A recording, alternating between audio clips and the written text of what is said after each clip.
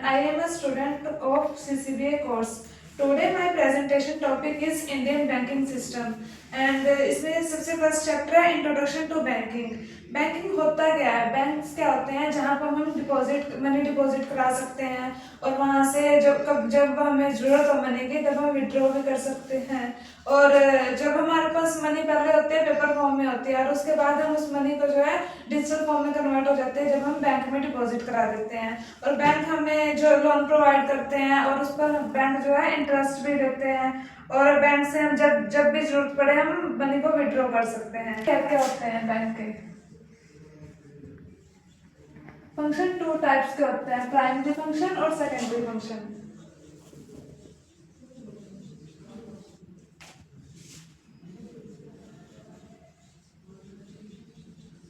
Primary function में सबसे पहले आता है एक्सेप्टिंग डिपॉजिट्स।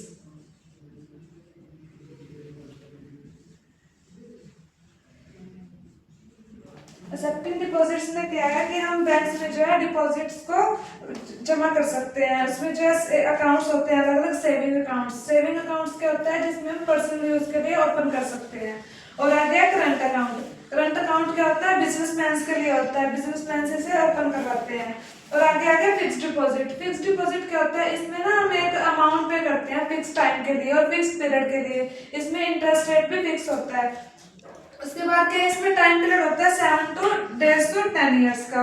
मान लो सपोज करते हैं हमने 50,000 रुपीज डिपॉजिट कर दिए हैं एफडी में, तो उसके बाद अगर हमारे पास उसमें अगर हमें 2 साल के लिए किया है, वो 2 साल टाइम पीरियड है उसका, और उसमें जो है 6% पर ईयर का इंटरेस्ट लगता है, तो हमें वो 2 ईयर्स के बाद जो है 56,000 रुपीज मिलेंगे वापिस। इंटरेस्ट भी देता है बैंक पे।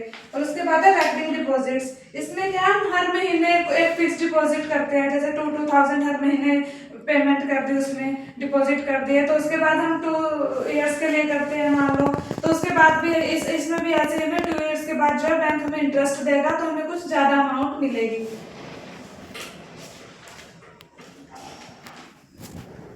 इसके बाद है landing loans and advance.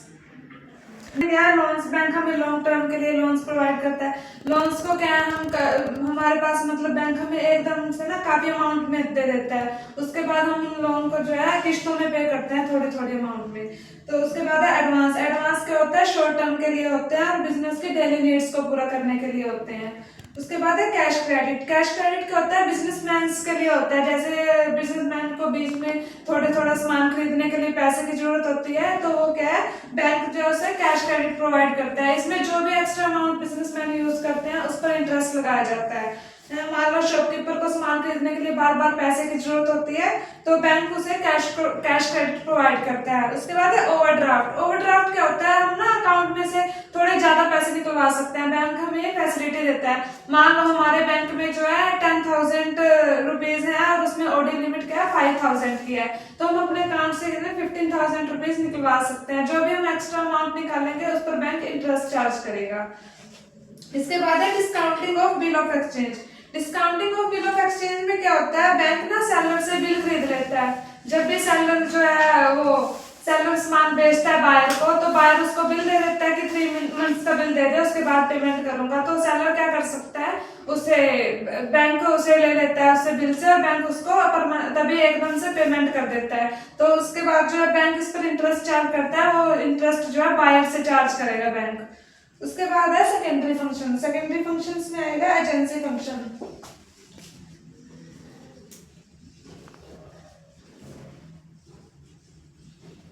Agency functions में क्या है? इसमें जो है चेक और बिल की पेमेंट कर सकते हैं, इलेक्ट्रिसिटी बिल की पे करने के लिए फैसिलिटी देता है। और उसके बाद जो है एनईएफटी और आरटीजीएस क्या होता है? इसमें हम अकाउंट टू अकाउंट पैसे ट्रांसफर कर सकते हैं। आरटीजीएस में रियल टाइम ग्रोस सेटलमेंट में इसमें एकदम से मतलब तुरंत ही इसमें पैसे ट्रांसफर हो जाते हैं दूसरे अकाउंट में। और इसके बाद इसमें शेयर्स और डिबेंचर परचेज सेल कर सकते हैं, और insurance premium pension dividend pay receive करने के लिए होता है। और उसके बाद इसमें दे रहे हैं यूटिलिटी फंक्शंस।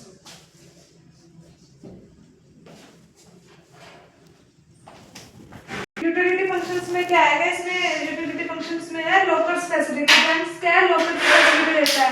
लोकल फैसिलिटी में क्या है? उसमें हम कीमती सामान रख सकते हैं। उसके बाद फॉरेन एक्सचेंज, फॉरेन से पैसे भेजने की सुविधा भी बैंक्स प्रोवाइड करते हैं। उसके बाद है क्रेडिट और डेबिट कार्ड, क्रेडिट और डेबिट कार्ड की सुविधा भी देते हैं। इंटरनेट और mobile banking, letter of credit और बैंक गारंटी। आगे underwriting of share, underwriting of shares क्या होता है, बैंक ना कंपनी से शेयर खरीद लेते हैं और कंपनी को एश्योरेंस दे देते हैं कि जब तक उनको बायर नहीं मिलेंगे तब तक वो अपने पास रखेगा, उसके बाद जब भी उसके बायर मिलेंगे तो वह उन्हें मार्केट प्राइस पर सेल कर देगा। नेक्स्ट है third chapter, types of bank. Banks 5 types के होते हैं। कमर्शियल बैंक,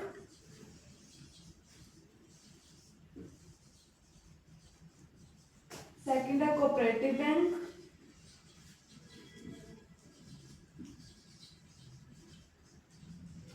थर्ड है development bank,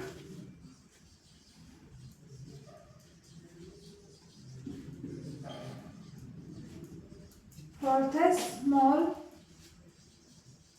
industrial bank, small financial bank.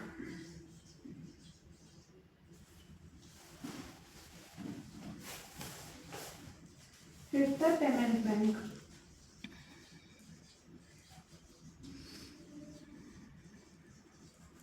सबसे पहले है कमर्शियल बैंक। कमर्शियल बैंक क्या है, जहाँ पर हम डिपॉजिट कर सकते हैं अपनी मनी को और लोन भी, ये बैंक जो है लोन भी प्रोवाइड करते हैं। इसमें सबसे पहले public sector bank. Public sector bank कौन से होते हैं, जिनमें जो है 50% से ज्यादा शेयर होल्डिंग जो है सेंट्रल गवर्नमेंट के पास होती है। इनको जो है सेंट्रल गवर्नमेंट के द्वारा ही रेगुलेट किया जाता है। और पब्लिक सेक्टर के बैंक कौन कौन से हैं, SBI, PNB। नेक्स्ट है private sector bank. Private sector bank कौन से होते हैं, जिनमें जो है ज्यादा हिस्सा जो प्राइवेट ओनर का होता है, कोई भी कंपनी हो सकती है, कोई भी एंटिटी हो सकती है? और इसमें जो है प्राइवेट सेक्टर के बैंक जो है, जो इंडिया में HDFC, ICICI bank, axis bank है।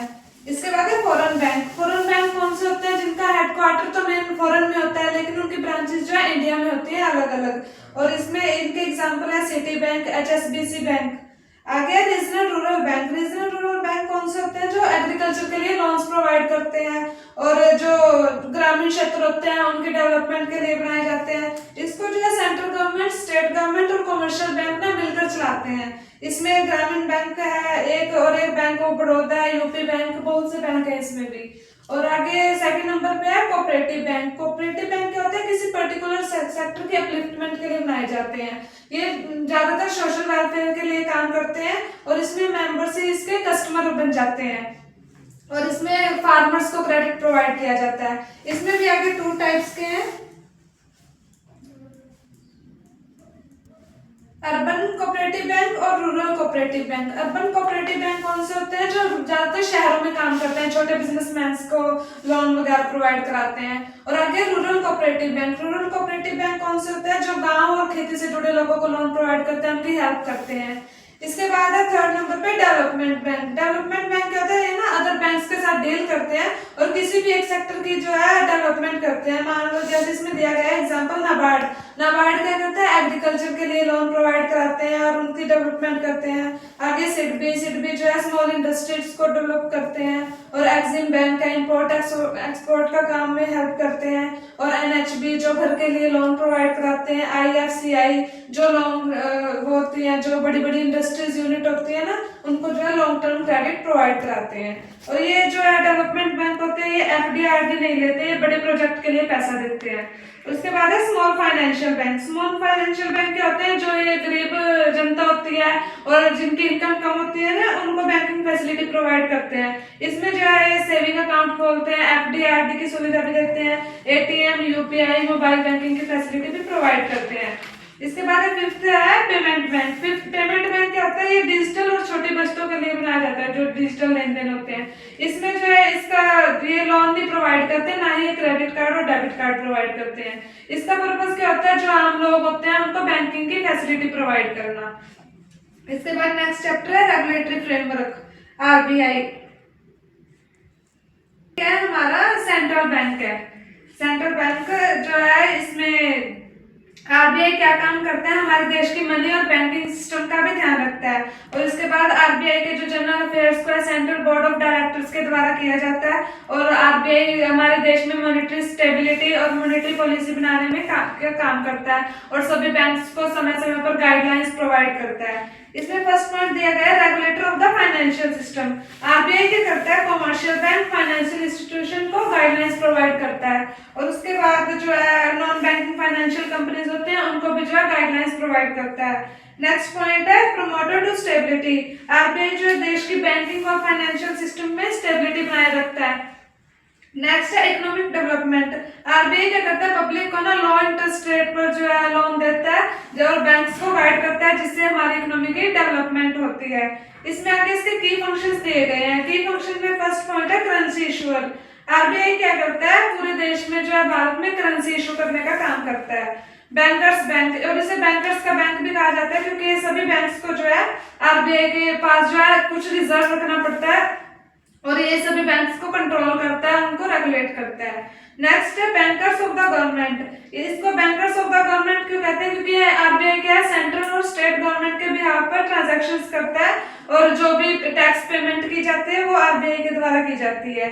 आगे मॉनेटरी पॉलिसी इंप्लीमेंटेशन। आरबीआई देश में जो है मनी सप्लाई और इंटरेस्ट रेट को कंट्रोल करता है ताकि इन्फ्लेशन और ग्रोथ और बैंकिंग सिस्टम कंट्रोल में रहे। नेक्स्ट है custodian of foreign reserve.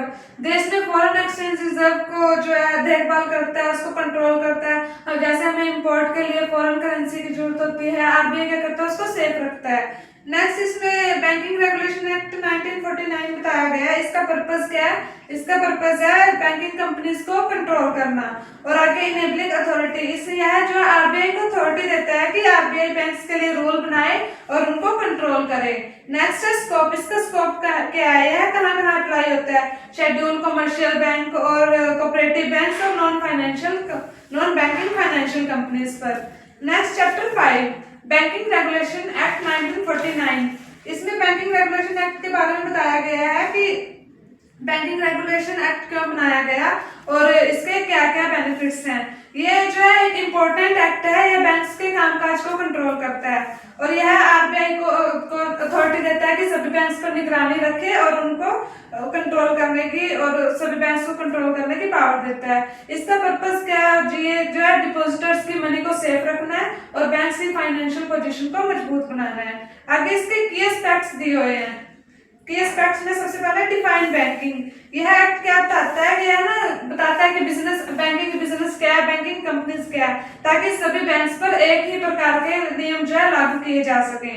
Next है आरबीआई ओवरसाइट। आरबीआई ओवरसाइट में क्या है, इसमें जो है आरबीआई को अथॉरिटी दी गई है कि वह सभी बैंक्स को लाइसेंस प्रोवाइड करे और बैंक्स के काम को कंट्रोल करे और जरूरत पड़ने पर बैंक्स को जो है सभी बैंक्स की चेकिंग करे। नेक्स्ट है डिपॉजिटर प्रोटेक्शन। इसका पर्पस क्या है, लोगों के पैसे को सेफ रखना और यह देखना कि कहीं कोई भी बैंक लापरवाही से काम तो नहीं कर रहा है। नेक्स्ट है कैपिटल एंड लिक्विडिटी। यह एक्ट कहता है कि हर बैंक के पास में एक मिनिमम कैपिटल होनी चाहिए, कैश रिजर्व और लिक्विडिटी बनाए रखनी चाहिए ताकि किसी भी टाइम जो है किसी भी बैंक को पेमेंट करनी हो तो वे पेमेंट करने में सक्षम हो सके, उसे मना ना करना पड़े पेमेंट करने के लिए। Next one is operational control. इसमें जो है सभी रूल्स बनाए जाते हैं, कोई भी नई ब्रांच खोलनी है, कोई ब्रांच बंद करनी है और किसी भी पर्सन को लोन देना है उसकी कितनी लिमिट हो सकती है और बैंक्स के और जो भी बोर्ड ऑफ डायरेक्टर होते हैं उनके पावर्स दिए होते हैं, उनके रूल दिए होते हैं कि उन्हें कैसे काम करना है। नेक्स्ट है ऑडिट एंड रिटर्न्स। बैंक को ना जो एक रिपोर्ट, सभी बैंक्स को ना आरबीआई को रिपोर्ट देनी होती है। आरबीआई ना किसी भी टाइम रिपोर्ट मांग सकता है और कोई भी इंफॉर्मेशन मांग सकता है बैंक से कि किसको कितना लोन वगैरह प्रोवाइड किया गया है। नेक्स्ट है स्कोप एंड अमेंडमेंट्स। इसमें पहले ना ये एक्ट था 1949 सिर्फ बैंकिंग कंपनीज पर ही लागू होता था, लेकिन अब ये कोऑपरेटिव बैंक और आरबीआई के कंट्रोल में लाया गया। इसमें टाइम टू टाइम चेंजेस भी किए गए। Thank you. नेक्स्ट टॉपिक मेरी बैचमेट बताएगी। Good morning everyone. My name is Preeti. I am a student of CCBA course. Today is my presentation topic deposit product.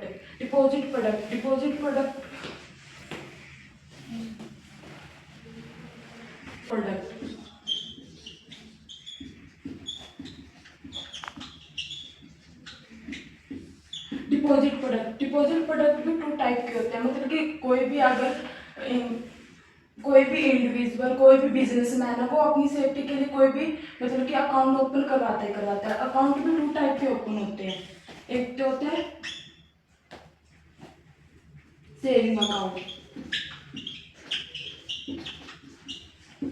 Then next होता है current account. जो saving account होता है वह individual open करवाता है, जो कि डेली रेगुलर इनकम गेन करता है monthly. Example, regular income monthly मतलब कि जैसे कि एम्प्लॉयज अपनी सैलरी लेता है, तो वो अपने फ्यूचर के लिए सेविंग अकाउंट में ना अपने अमाउंट को सेव करता है फ्यूचर के लिए, जो कि फ्यूचर में कोई भी इमरजेंसी होती है। और करंट अकाउंट होता है बिजनेस से रिलेटेड, जो कि बिजनेस कोई भी ट्रांजेक्शन करता है बड़ी अमाउंट में या रेगुलर फास्ट ट्रांजेक्शन होती है इनकी, ठीक है। इसमें क्या है, ये तो है इंडिविजुअल के लिए बिजनेस से रिलेटेड। इसमें इंटरेस्ट होता है कौन सा, वो ज्यादा मिलता है, इसमें कोई भी इंटरेस्ट नहीं मिलता। और इसमें क्या है कि इसको ना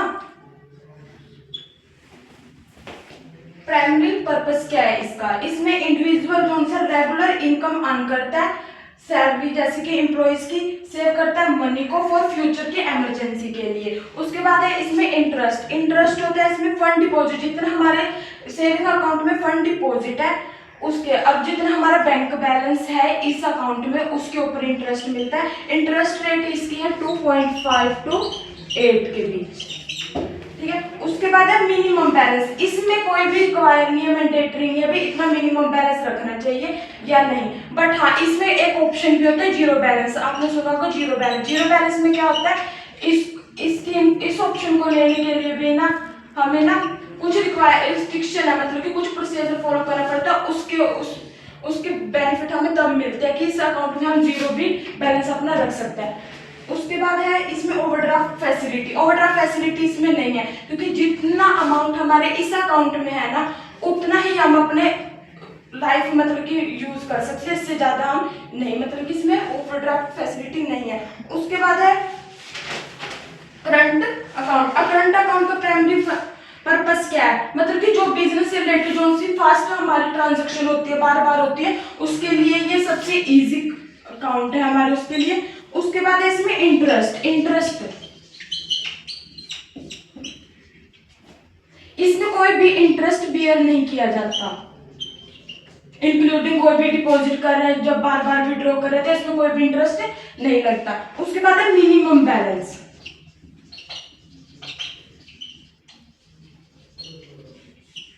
इसके लिए मैंडेटरी है मिनिमम बैलेंस। एग्जांपल, अगर हमारे अकाउंट में 4 लाख है तो हमें उसमें से 500 मैंडेटरी है इस अकाउंट में रखने के लिए। अगर हम 500 नहीं रखते हैं तो हमारे ऊपर बैंक या तो चार्ज लगाएगा या हमारा अकाउंट बंद हो जाएगा बिल्कुल ही।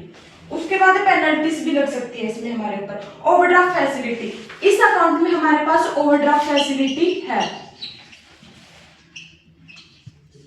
ओवरड्राफ्ट फैसिलिटी है कि जितना अमाउंट हमारे करंट अकाउंट में उससे ज्यादा भी हम यूज कर सकते हैं, बट उसके लिए भी हमारे ऊपर पेनल्टी भी लगती है, हमारे से बैंक एक्स्ट्रा इंटरेस्ट भी लेता है इसके ऊपर जितना अमाउंट हमने एक्स्ट्रा यूज किया है। उसके बाद इसके कॉमन फीचर, सेविंग अकाउंट के कॉमन फीचर क्या है, सेविंग अकाउंट के कॉमन फीचर ये है कि इसमें ना हम एटीएम डेबिट कार्ड के थ्रू भी पैसा कैश मतलब कि विड्रॉ भी कर सकते हैं और डिपॉजिट भी कर सकते हैं। उसके बाद इसमें है डिपॉजिट इंश्योरेंस क्या है, डिपॉजिट इंश्योरेंस मतलब कि 5 लाख तक ना डिपॉजिट इंश्योरेंस हम ले सकते हैं इसमें, और वो भी DICGC क्या होता है, इसकी फुल फॉर्म है DIGC, इसकी फुल फॉर्म क्या है, deposit insurance and credit guarantee corporation. इसमें अमाउंट हमारा 5 लाख तक सेव रहता है इंश्योरेंस कॉर्पोरेशन के अंदर, इसके अंदर सेव रहता है इतना अमाउंट। उसके बाद इसके कुछ कॉमन फीचर क्या है, चेक कॉमन फीचर इसके है बुक, चेक बुक के थ्रू हम कोई भी अमाउंट बिजनेस की पेमेंट कर सकते हैं। Business banking service including trade finance and cash management, मतलब कि बैंकिंग सर्विस बिजनेस से रिलेटेड कोई भी बैंकिंग सर्विस या ट्रेड फाइनेंस करते हो, कैश मैनेजमेंट भी इसमें किया जा सकता है। Advance online banking platform tailored for business needs, मतलब कि ऑनलाइन इसमें ना हम जो सी बिजनेस से रिलेटेड ट्रांजेक्शन करते हैं उसके लिए हमारा बैंकिंग ना अलग से वो ऑनलाइन प्लेटफॉर्म बना देता है। जैसे कि अगर मान लो हमारी इस कंपनी में 550 एम्प्लॉयज है, अगर हमें उनको सैलरी दें तो हम अलग अलग अकाउंट थोड़ी बनाएंगे उनका, तो उसके अंतर्गत इसके अंडर ही हमारा एक ऑनलाइन बैंक प्लेटफॉर्म बन जाता है। जैसे जिस भी एम्प्लॉय को सैलरी देनी उसका नाम लिख के उसकी इतनी अमाउंट लिखी और वो सबको अलग अलग अमाउंट एक ही दिन में ट्रांसफर कर देगा। उसके बाद ability they authorised multiple people to operate the account, इसमें अकाउंट को मल्टीपल पीपल ऑपरेट कर सकते हैं। ये नहीं जिसका अकाउंट सिर्फ वही बिजनेस के नाम है तो बिजनेस के नाम पर है तो कोई भी जो भी बिजनेस से रिलेटेड पीपल हो वो उसको ऑपरेट कर सकता है। तो नेक्स्ट है मेरा हमारे मतलब कि डिपॉजिट इसमें हमारी डिपॉजिट भी 2 टाइप की होती है, एक होती है एफडी, एक होती है RD. FD fix deposit, recurring deposit,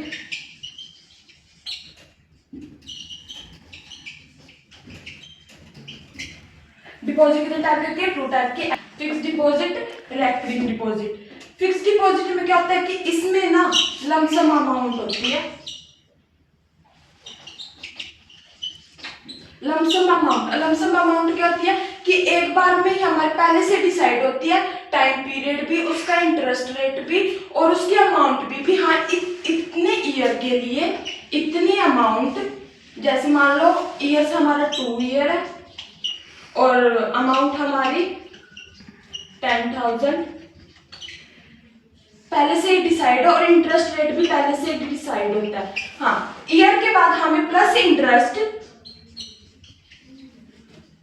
और प्रिंसिपल अमाउंट जो हमारी शुरू में लमसम अमाउंट गई थी वो बाद में मैच्योरिटी मतलब कि जब हमारा ईयर ये खत्म हो जाएगा जो पहले से डिसाइड है उसके बाद हमें ये दोनों इकट्ठे ही एफडी के उसमें मिलते हैं। ठीक है, उसके बाद क्या है इसमें कंपाउंडिंग बेनिफिट भी है। कंपाउंडिंग क्या होता है कि इंटरेस्ट के ऊपर इंटरेस्ट जुड़ के हमें बेनिफिट मिलता है इस चीज के। उसके बाद इसके की फीचर क्या है? इन्वेस्टमेंट मेथड, मतलब कि ओपन करते टाइम ही लमसम जो सी अमाउंट होती है वो हमें डिपॉजिट करवानी पड़ती है। उसके बाद जो सा इसका टाइम पीरियड है वो 7 डेज से 10 ईयर तक का है। उसके बाद इंटरेस्ट पे आउट, इसमें हम मंथली, क्वार्टरली या लमसम मैच्योरिटी के बाद हम अपना इंटरेस्ट भी ले सकते हैं, मंथली भी ले सकते हैं। मंथली या क्वार्टरली लेते हैं तो इसमें हमें कंपाउंडिंग इंटरेस्ट का बेनिफिट नहीं मिलता। उसके बाद है लिक्विडिटी क्या है? अगर एफडी हम बीच में ही तोड़ लेते हैं, मतलब कि बीच में से निकलवा लेते हैं तो उसमें ना बैंक हमारे से पेनल्टी भी ले सकता है। मान लो हमारा इंटरेस्ट बना एफडी में 500 तो बैंक हमने ना 500 इंटरेस्ट दिया क्योंकि एफडी हमें मैच्योरिटी से पहले ही ले ली तो बैंक हमें सिर्फ 400 देगा। 1000 की हमारी पेनल्टी उसमें मतलब कि चार्जेस कर लिया हमसे क्योंकि एफडी हमने बीच में तोड़ी। सेकंड ऑप्शन क्या, अगर हमारी एफडी तो चलो हमारी चल रही है और हमें अमाउंट की जरूरत है, पैसों की जरूरत है, तो उसके लिए जो से बैंक है ना, बैंक हमें ये ऑप्शन भी देता है कि आप एफडी के ऊपर हमसे लोन ले सकते हो मैच्योरिटी के बीच में। उसमें क्या, अगर इसके ऊपर हमें 90% तक लोन मिल सकता है। मान लो हमारी 10,000 की एफडी है, ठीक है, तो उसके ऊपर 90% तक बैंक हमें लोन दे, मतलब कि 9,000 का लोन दे सकता है बैंक हमें, उसकी वो भी एफडी के ऊपर। और उसके बाद है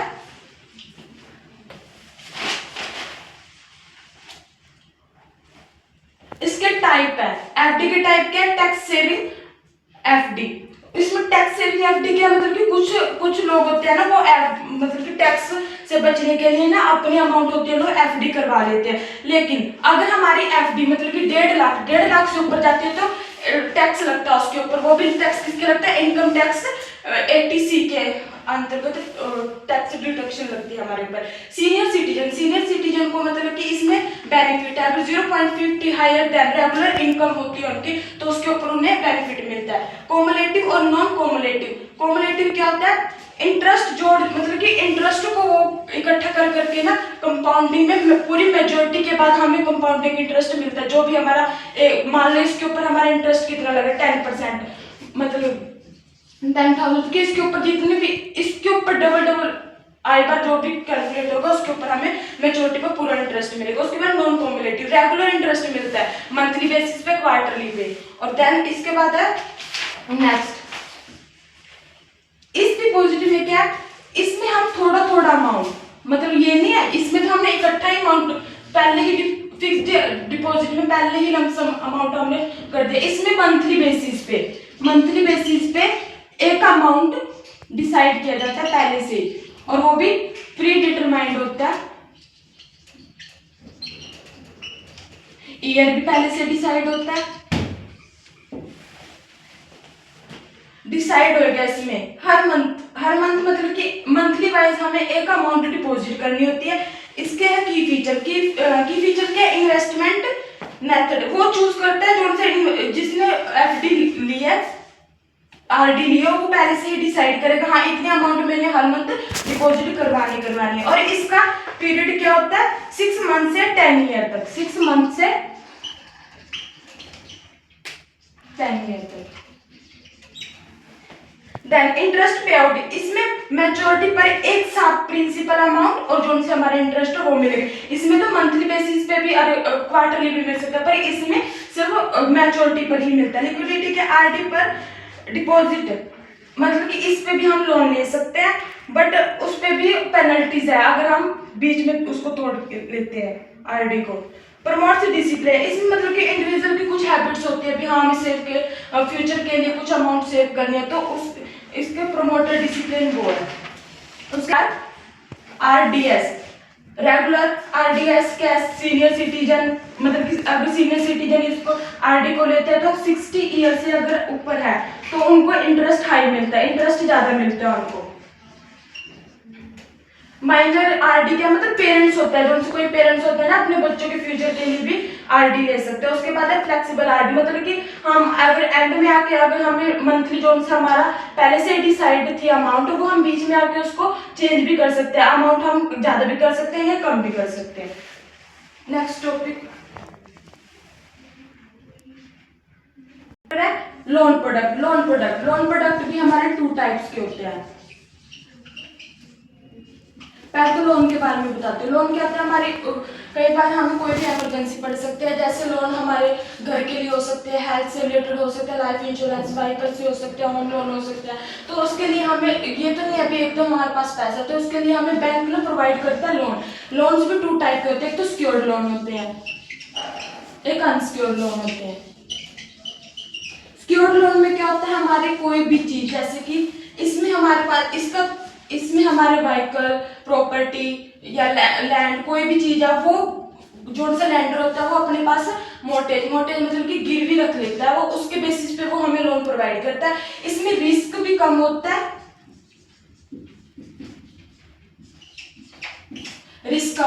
और इंटरेस्ट रेट भी कम होता है।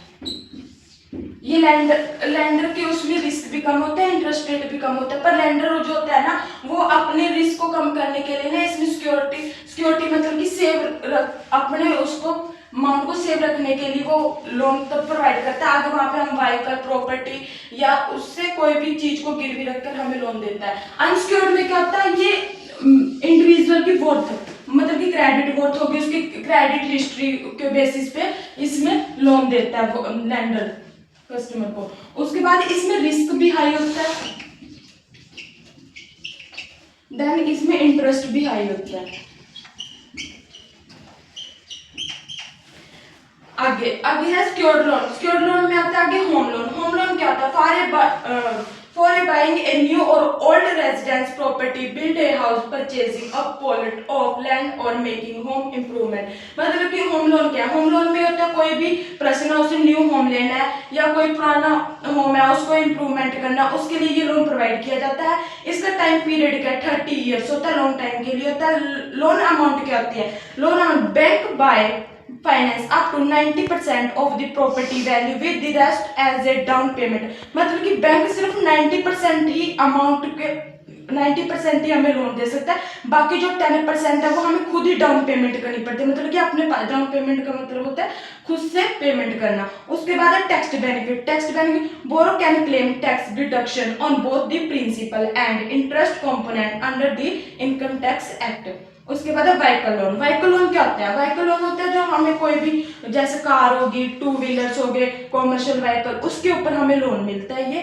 उसके बाद इसके फीचर्स क्या है? ये भी कितने टाइम पीरियड के लिए होते हैं? 1 to 7 ईयर के लिए होते हैं, लेकिन इसमें रेंज के में 75 और 90% हमें लोन मिलता है।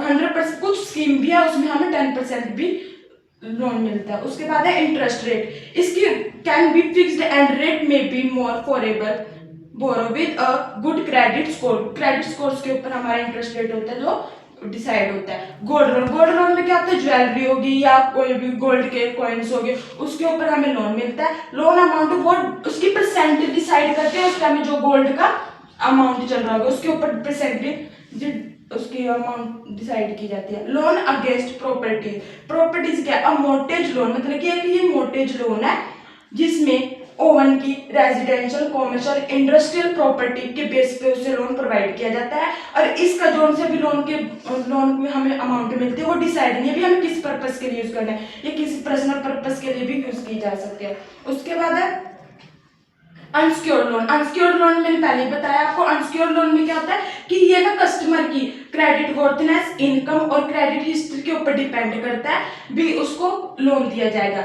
इसमें रिस्क भी हाई रहता है और इंटरेस्ट रेट भी हाई होता है। Personal loan. पर्सनल लोन किसके लिए होता है? A flexible loan that provide instant liquidity for various personal expenses like wedding, medical emergency, vacation और home renovation. There no restriction on the end use of the fund. Personal loan किसी भी uses के लिए हो सकता है, medicals के लिए भी, मेडिकल इमरजेंसी होगी, किसी भी वेडिंग के लिए, बट इसमें रिस्ट्रिक्शन है भी इससे रिलेटेड अमाउंट हम कहाँ पे यूज करें। उसके बाद है बिजनेस लोन। बिजनेस से रिलेटेड लोन भी हमें प्रोवाइड किए जाते हैं, इस टर्म लोन। उसके बाद एजुकेशन। एजुकेशन के ऊपर भी हमें लोन मिल सकता है।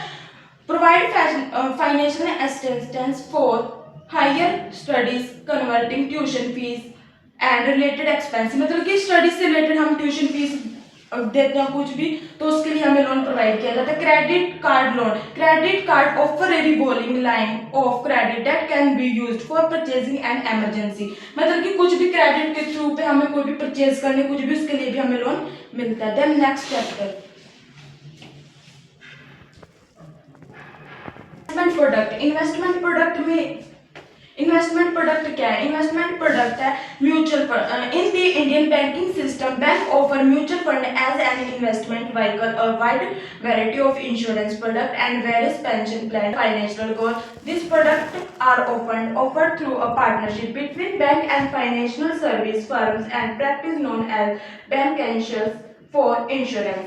इसमें क्या कि इंडियन बैंक सर्विस है ना जो वेरियस फाइनेंशियल इन्वेस्टमेंट और फ्यूचर को सिक्योर करने के लिए हमें प्रोवाइड करता है। लाइक जैसे कि पहले होगा म्यूचुअल फंड। म्यूचुअल फंड क्या है? म्यूचुअल फंड एक ना इन्वेस्टमेंट का ना एक तरीका है जो बहुत सारे लोग ना अपने मतलब कि पैसे को एक जगह इन्वेस्टमेंट कर देते हैं, जो उसके बाद वो जो सा म्यूचुअल फंड में हम इन्वेस्टमेंट करते हैं ना उसके प्रोफेशनल फंड मैनेजमेंट होता है ना, जो सा भी जमा किया जो भी उसने इन्वेस्टमेंट पैसे किया वो उसको एक ऐसे शेयर मार्केट या बॉन्ड्स या दूसरे इन्वेस्टमेंट में लगाते हैं जो कि बाद में उसको कोई प्रॉफिट या लॉस होता है वो सब जो से म्यूचुअल फंड इन्वेस्टर्स होते हैं उनमें डिवाइड हो जाता है। देन उसके बाद होते हैं म्यूचुअल फंड के टाइप। म्यूचुअल फंड के टाइप काफी हैं, जैसे इक्विटी फंड। इक्विटी फंड क्या है? म्यूचुअल फंड का ज्यादा मतलब कि ज्यादा अमाउंट मतलब कि शेयर मार्केट में लगाया जाता है, जहाँ पर रिस्क भी ज्यादा होता है और रिटर्न भी ज्यादा होता है, मतलब कि ये लॉन्ग टाइम के लिए होता है, 5 या 10 ईयर्स के लिए। उसके बाद है डेबिट फंड।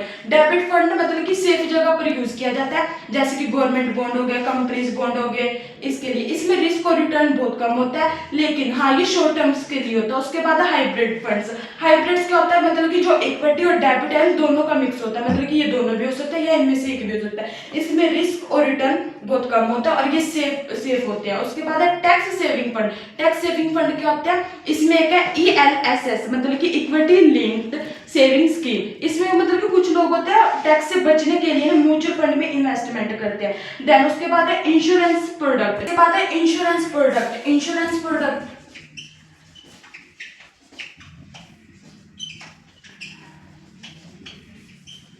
इंश्योरेंस प्रोडक्ट क्या मतलब कि फ्यूचर को सिक्योर करने के लिए हमें ना, जैसे कि हेल्थ इंश्योरेंस हो गया, vehicle insurance, life insurance provide करते हैं।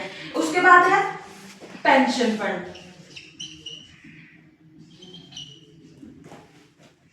पेंशन प्लान पेंशन प्लान क्या मतलब कि रेगुलर इनकम वाले जो उनसे होते हैं ना, इंडिविजुअल होते हैं, उनको रिटायरमेंट के बाद ना, मतलब कि रिटायरमेंट के बाद बुढ़ापे में उनको उनके मतलब कि बुढ़ापे में उनको हेल्प करने के लिए ये पेंशन प्लान भी प्रोवाइड करते हैं। Bank insurance. इसमें क्या है? बैंक इंश्योरेंस क्या होता है? बैंक और इंश्योरेंस कंपनी दोनों मिलकर ना कस्टमर्स को सेल्स करती हैं, कस्टमर को सेल करती है पॉलिसी, उनके बेनिफिट बताती है। कस्टमर क्या होता है? बैंक के थ्रू अगर कोई भी पॉलिसी दी जाती है ना, तो उसमें ज्यादा वो सेफ महसूस करते हैं, इसलिए वो दोनों मिलकर बैंक इंश्योरेंस इसको कहा जाता है।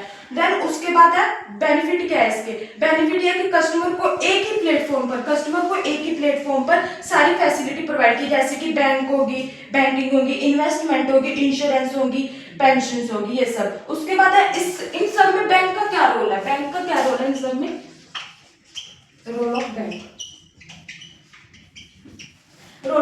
म्यूचुअल फंड सेल करने, मतलब कि म्यूचुअल फंड को ही सेल करने में हेल्प करता है बैंक। उसके बाद अलग अलग मतलब कि एसेट मैनेजमेंट कंपनीज जो कि म्यूचुअल फंड स्कीम्स को अपने कस्टमर को प्रोवाइड करती है। उसके बाद ये कि बैंक है ना कमीशन लेता है इसके बदले, म्यूचुअल फंड को जो सेल करने में हेल्प करता है उसके लिए बैंक कमीशन लेता है। कस्टमर इजी म्यूचुअल फंड में इन्वेस्टमेंट करते हैं। बैंक इन्वेस्टमेंट से रिलेटेड सारी इंफॉर्मेशन प्रोवाइड करवाता है। Thank you.